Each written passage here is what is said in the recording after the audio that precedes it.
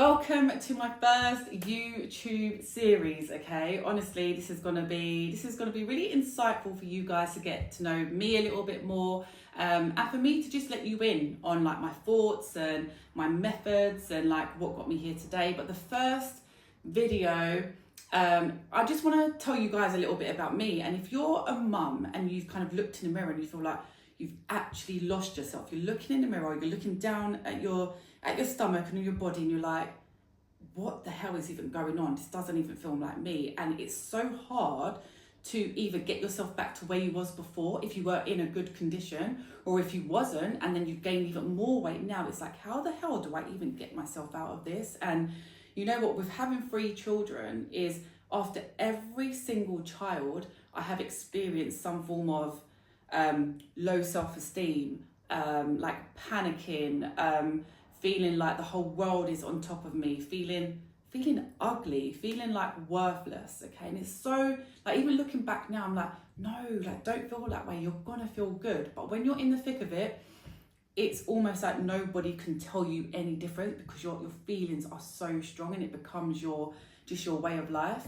I don't want to go back too far, we'll leave that for other videos. But for me, especially after having I'll go back a little bit. So after having my first child, very much into like sport, I was competing, I was doing like athletics. So I was really happy with how my body looked. And it wasn't even that, it was because I was into sports so much, I was focused more so on performance. But then when I had my first child, I saw my body change so drastically. And the thing that threw me off the most was my stretch marks, okay? And that's something I feel like has helped me get to where I am now, because the stretch marks, you cannot do anything about it. No creams, no oils, no serums. I've got to do anything. It's almost like mentally, you have to overcome that barrier. And if you don't, you're going to be stuck in that dark place for a hell of a long time.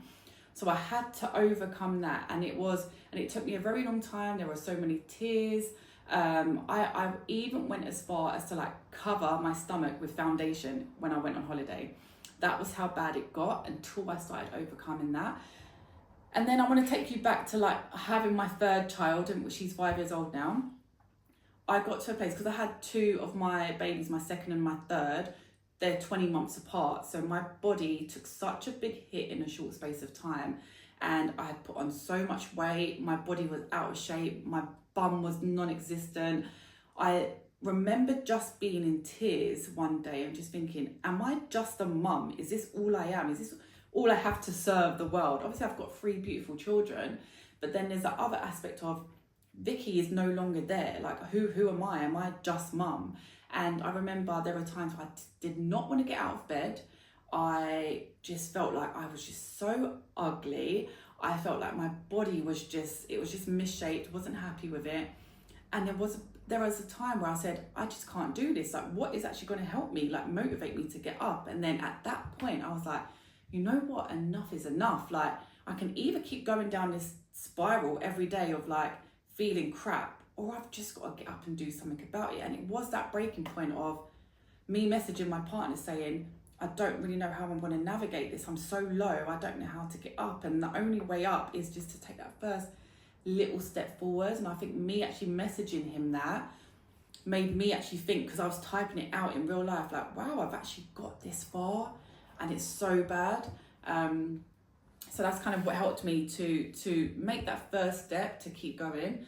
But you know what, there are so many, so I'm looking here because I've written down notes that I don't want to lose. So do you know what I find is like the 3 biggest mistakes that I see a lot of women struggle with, where they're trying to overcome this place from where they are now to a woman they desire to be, is like, you constantly compare. You say, well, my friend's got 2 children, I've only got 1, and she looks like that. Someone on social media looks like that, I've got this. Where no 2 people are the same. Our bodies are different, our pregnancies have been different, the way that we handle stress is different, the way that our lives is so different. And for you to then compare yourself to somebody else, you're already putting yourself so far back, and then it's so hard to overcome. And that's what I had to do, is just have my own lane, block all the noise out, block everybody out.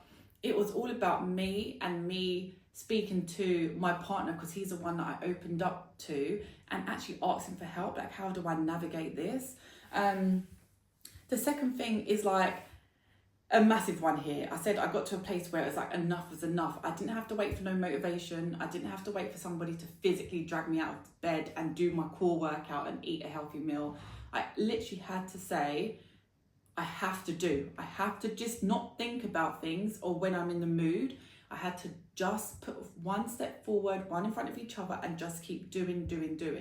And you also got to remember that motivation is just a feeling. It's just a feeling, that's all it is. And we have to we have to not use the feeling to drive us forward. We just have to do. It's almost like we have to think more logically, and I know women are more emotional creatures, right? But we have to take that away and just keep putting one step in front of each other. And I always say, treat yourself like you do your children. If your children say, oh, Mum, I'm really not in the mood to go to school today, or I don't want to sit my exams, you'd be like, no, like, you're going to school, that's going to better you in the future, even if you don't feel like it now. Once you get there, once you're in class, you'll be fine, okay?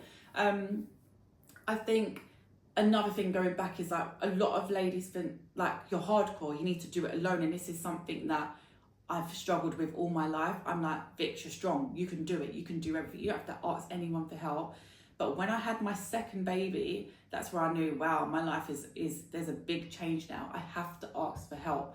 You cannot do everything alone. It's even with my business at the moment. It's like, I can't do everything. I have to ask for help. I have to ask for guidance from people that are 10 steps ahead of me, so that I know where to not go, what routes to not take, to what is actually best for me and what's going to take me there, rather than trying to figure everything out on your own, trying to do everything. I think a lot of women think they want to be super mum, right? So they want to feel like, and with that kind of giving, nurturing nature, I'm feeling like we have to do for everybody. But the more that we do that, the less time and energy that we have for ourselves.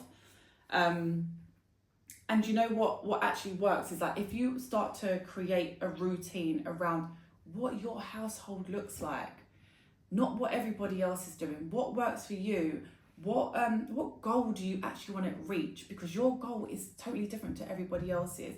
How do you want to feel? I ask yourself this question. When you look in the mirror, before you're going to bed, when you're getting dressed for bed, when you look in the mirror, how do you want to feel?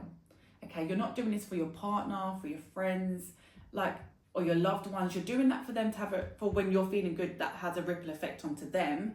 But deep down, when you're at home, alone, and in your thoughts, how do you want to feel? That's when you start discovering who is Vicky, who is Becky, who is Shelley, okay? Because you need to find out who you are, rather than just being mum, all right? There's going to be a time when your kids are old enough, they're having their own lives, and that's a scary part of being a mum that a lot of us don't want to get to, but it will come one day, and then you'll sit back and think, what do I actually enjoy? Who am I? Like, what do I want to do?